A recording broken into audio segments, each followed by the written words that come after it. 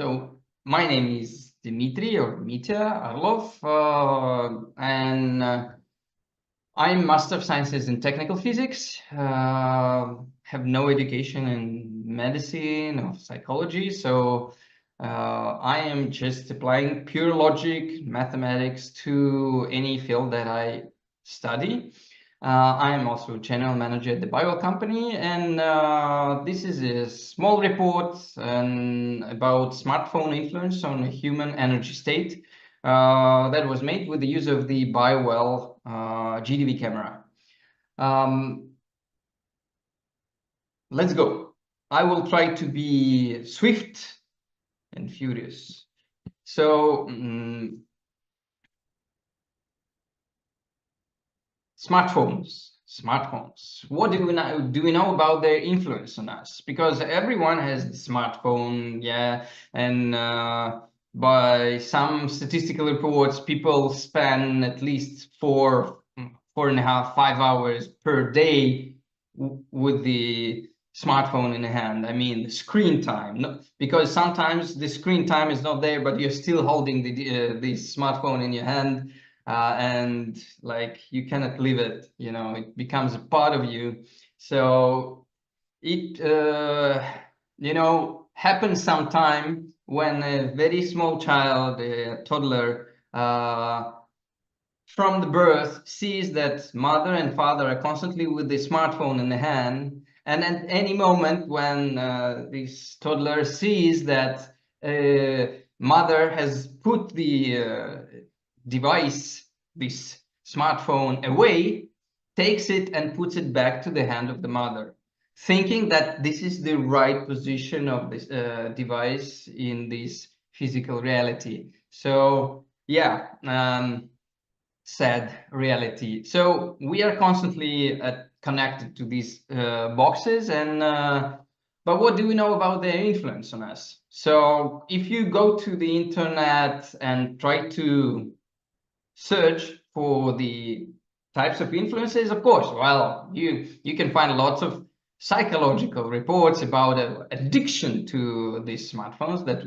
I have already talked about. But there should be some physiological effect, right? So despite this SAR, something else maybe, but not so much information, official information is there. Well, just to be technical and strict. So mobile phones, of course, they emit and receive, because they have antennas, the mobile signal, the 3, 4, 5G, Bluetooth, Wi-Fi. So everything is inbuilt into this small box, right? So, well, here you see not only the frequencies that for most of the people, like frequencies are like something that you cannot really understand how to measure them. So like gigahertz, what does it mean? So I have converted them specially to see what's the wavelength is there. So that you understand the principle of resonance, when the wavelength is equal or 2 times, 3, 4 times same as some physical object, they become resonating. So, for example, the mobile network, the 5G, can possibly resonate with 3 millimeters size objects, right? While the Bluetooth will resonate only with 12 centimeters big objects. So these are the emissions. So, but if you read the articles, you will think that they're pretty, normal, nothing special there. So the SAR coefficient, the specific absorption rate that is being accepted worldwide as an coefficient of the EMF absorption by the human body, and that is measured in absorbed watts of energy per kilogram. Yeah, so it is being measured for like different values, different norms for the head area, for the torso area, and for limbs, for head, your hands and legs. So, and each smartphone, if you go and Google it, you will find information about the SAR parameter for each model. Well, we will not question who is doing those measurements, and can we really rely on this SAR measurements? The SAR measurements, sometimes there were days, I think, when iPhone 7 was on air, on the sale, some independent laboratory in the United States has made a measurement and has found out that the SAR is 8 times more than it is declared officially. So I don't know if we can believe in these norms or not. And let's talk a little bit about who suffers the most from all this. So of course we are keeping the mobile phone close to the head, right? When we are talking by the phone, or if we turn on the speaker mode, we hold it here, still near your face. Well, I know that many people are keeping their smartphones in their pocket near the heart, or like near the ovaries for women, the kidneys, like ovaries in this area, in some other pockets. So, but which part is the most sensitive is the ones that has the maximum amount of fluid in it. It's the brain, yeah, and our brain is an electrochemical engine, right? Machine that works, and of course the exchange of signals in the brain is non-stop. So, and it's electromagnetic nature. So it's not only the number of watts that has been absorbed by your head, so it leads to a heating effect, but there should be some other interference, because as long as we all know that if we have a electromagnetic emission and another electromagnetic emission, they will somehow interact and possibly interfere. So as long as we have some standards and norms in this SAR, we don't have anything about the interference and interaction of the actual waves between each other. So there are no norms in this field. So what I'm talking about is that just the interference between the waves, the millimeter wavelengths, on which, by the way, our cells are interacting between each other near the millimeter wavelength. And there is an information transfer going on, right? So, well, it's just the visualization. So the ideal wave is like peak, highs and lows, so like black, white, black, white, black, white. So sinusoidal wave. So of course, if it's just high, low, high, low, high, low, like that, without any, alterations, this is ideal wave, but it doesn't have any information in it. So let's imagine that you are sending a signal with an information by some electromagnetic wave. So you're encrypting information in it. So it's coded like here. So it's already not like 010101. It's already some information that can be taken from it. So then, if we imagine that our brain is sending signals there back and forth inside, and there is some other electromagnetic wave that is interfering with this process, and it will lead, like if we are like sending this picture, it should recognize you the QR code, right? So you are sending this QR code from one part of the brain to another, let's imagine. But instead of that, you get this. So sender sends this information, the receiver receives this. This is already a distorted wave. It has no sense, and the information is lost or quite highly damaged. So it means, well, maybe overall, in terms of the watts of energy, blah, blah, blah, the signal reaches its destination, but the information is lost or highly damaged. So it means that by just interfering, the electromagnetic waves will somehow affect the information transfer.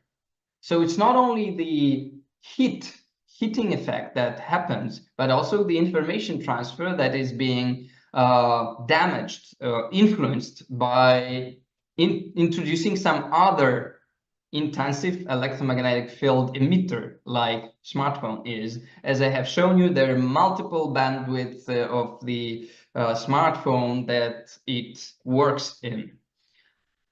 So what do the authorities say about mobile phones and health? So, well, it seems like it's safe to use for many people, and they still like can talk for hours per day. And well, you can find in the internet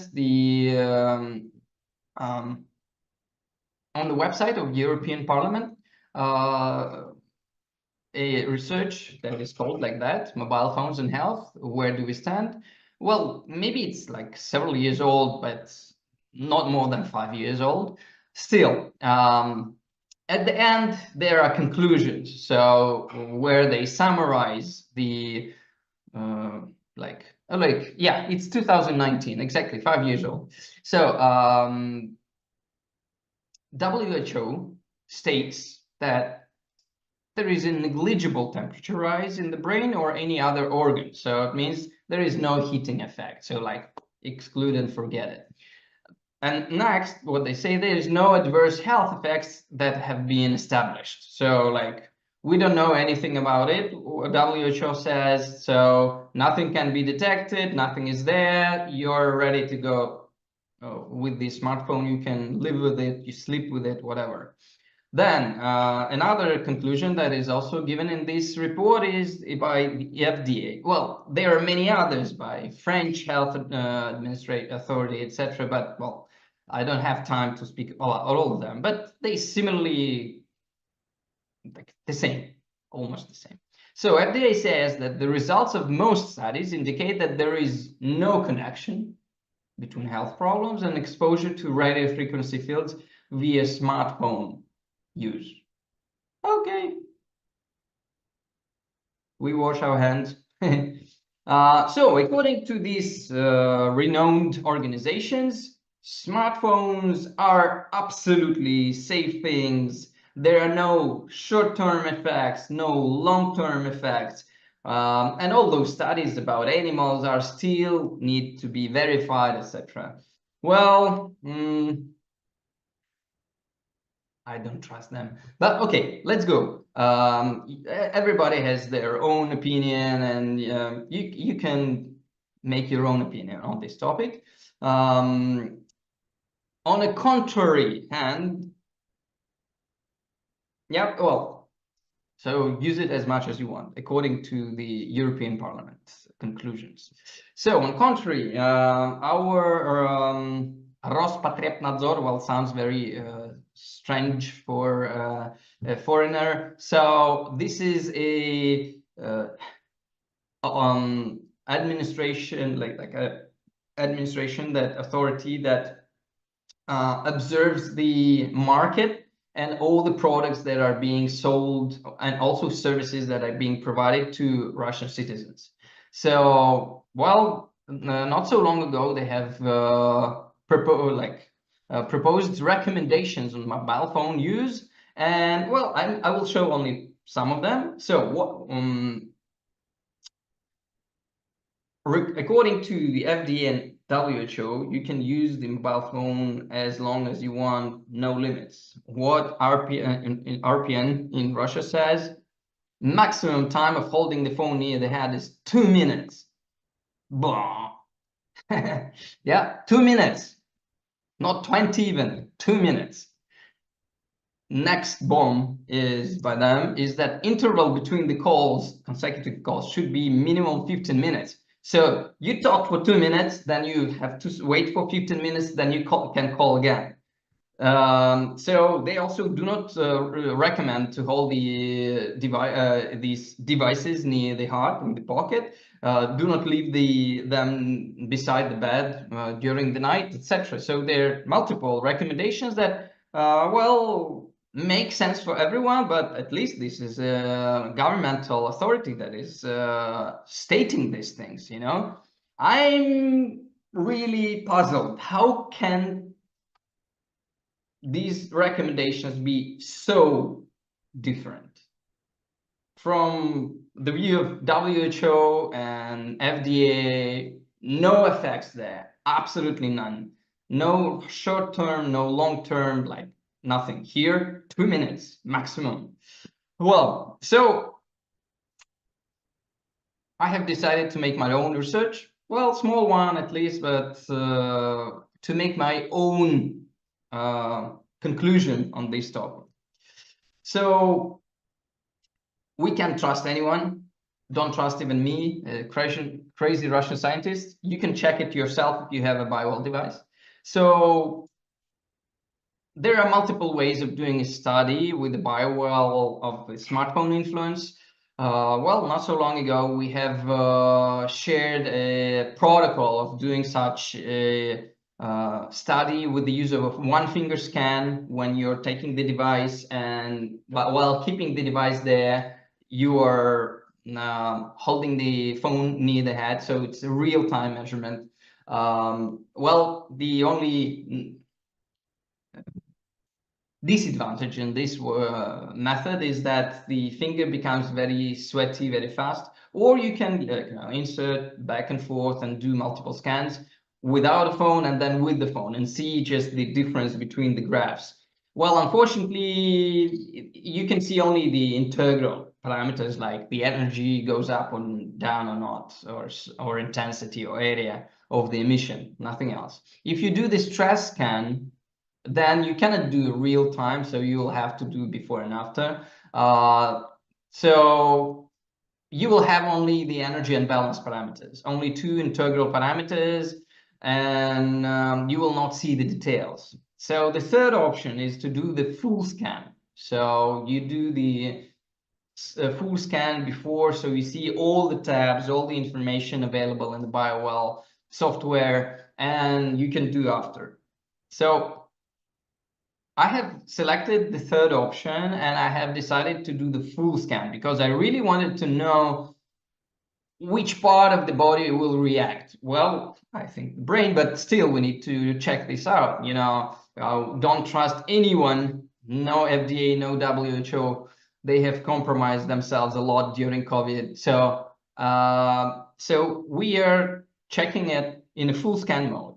So what we can do after that with the use of the BioWell analysis. So we have integral parameters like stress, energy, and balance. So overall stress, psychological and physiological together, energy overall for all the body, all the organs and systems, and balance overall, etc. So these are integral. Then you can go to more detail, so you can see the parameters like energy and balance for systems, meridians, doshas, nervous centers or chakras, whatever you like. And if you want, you can go even deeper and study the parameters of specific organs. So that's why I have selected the full scans, because I wanted to go to the load, like the most detailed level, to the organs level. So how did I do this study? So there were 12 people in the study group, and I think that I will have to do more scans because some of the participants didn't show good results. I will explain why. So what I have done double full scan in the beginning, just to see the default state of the person. Then person was calling and holding, like on during the call, holding the smartphone near the left ear for everyone. So not like right, left, only left for 5 minutes. Then I was doing double full scan one after another right after the call, and then repeating it again in 10 minutes. Also double full scan. What is the reason behind this protocol? So why do I do double full scan? Because I need to understand the variability of the person, stability of the person by default. Maybe I will like the participant will be so unstable in the by default that well, like we will not see anything because of that instability by default. So, but again, when I was calculating the results, I was calculating the average for the first 2 scans, average for the second 2 scans, and third 2 scans. So then I was comparing these 3 values. So what are the results? I will not go in too deep into details. So first of all, my idea that the integral parameters will not work, they didn't work. In fact, integral parameters didn't reveal any influence. Before, right after 10 minutes, same story, like small deviations, just like fluctuations, because we are not robots, we are living beings. So stress, energy, and balance didn't work. Another thing, why, like I was saying on the previous slide, that it was very important to do double full scan in the beginning, is that I have found out that for people, for the participants who had very high variability of their scans, initially they didn't show influence of this smartphone, actually, because they were so unstable by themselves. And now what are the sectors and the systems that I have found out? The most unpredictable for me was that almost for 100% of the participants, the yin meridian of pericardium has shown a significant change.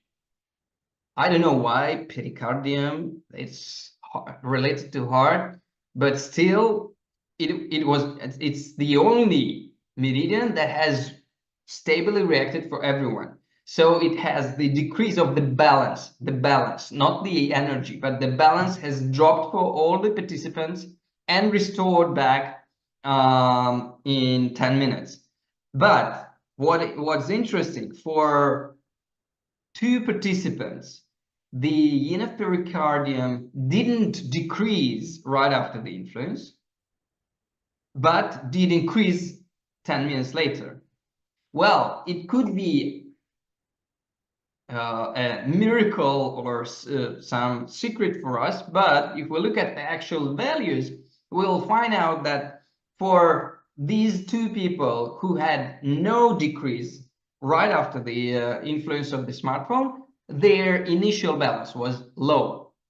So for those who the balance was higher, they dropped down and then increased. For those who the balance was low initially, it didn't change, but then 10 minutes later it has decreased. I don't know, like the influence of the smartphone had, triggered some processes in the body. I don't know. So, but for all of the participants, it has restoration, increase of the balance of the yin of pericardium meridian.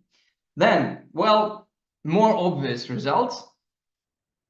Left ear and left side of the face, we have sectors like eyes, the maxillary sinus, jaws, but jaws on the left side didn't react for everyone. Maybe it depends how person holds the phone when talking, but the average influence was more than 20% drop in energy right after the talk, and then restoration in 10 minutes. And second, big reaction has been demonstrated by epiphysis and cerebral zone cortex, not the vessels, but the cortex.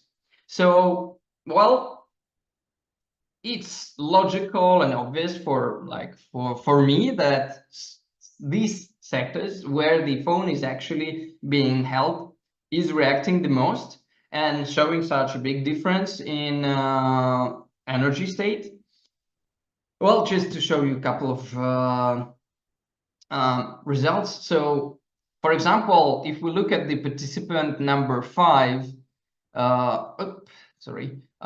we can see that the stress level has been, it's the 2 scans on the background. So we can see that the stress level is jumping 0.5 is more than 10% for this person by default.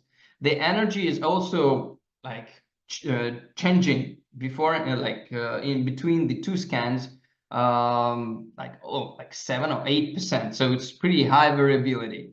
And also you see that the first scan is medium dominance of the right hand, while the second scan is high dominance of the left hand. So person is very unstable. So if we look also on the chakras, we'll see that only two centers, nervous centers, the purple and the orange one, are pretty pinned into their position, while others are pretty unstable for this person. So that's why when I have analyzed the results of this person, they were inadequate.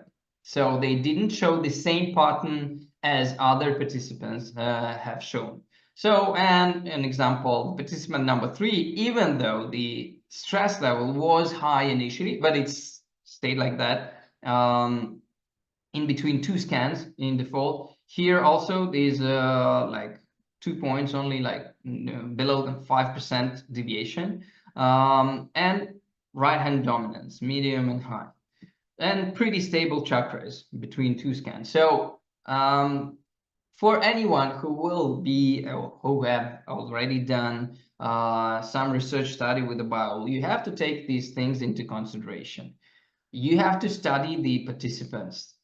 If they are unstable by themselves, you cannot continue working with these patients. Well, only in the case when your aim is to stabilize and harmonize the person, then of course you better take only such people who are disbalanced by default to show higher results with your balancing techniques. But if you are doing such studies I have done, well, it's not good to take such participants as number 5 on this screen. So some numbers, just as an example. I don't have much time to show every graph. So just as an example, the energy value change for the participants for the left side of the face, like the ears, the ear, eye, and maxillary sinus on this side. So the energy before was 477. This is the average of full scans. Then it has dropped down 90% to 3.88, and 10 minutes later it has restored back 5.43. So yeah, there was some kind of stress effect on the person by holding the phone, but well, as a compensation, because our organism is trying to compensate all the influences, impacts. So we can see that the energy has dropped, has shifted up even more than it was before. So this is a compensatory mechanism. So if I would have more time and I could have measured people like half an hour later, maybe it will return back to the initial state to like 4.77, something around that. So what are the conclusions of this study? There is a statistically significant influence of the smartphone on the human energy field, but it's not a general influence. It's mostly affecting the head area, the epiphysis, the cortex of the cerebral zone, and like the eye, also part of the brain, ear, where you hold the phone. So there are no general influences, but pretty specific. Well, I was pretty short, and the half an hour as I promised. So thank you very much for your attention. Like, keep in touch. You have my contacts on the screen, and that's the book that I have written that you can find on internet, and it's pretty small to understand my paradigm. So thank you very much for your attention.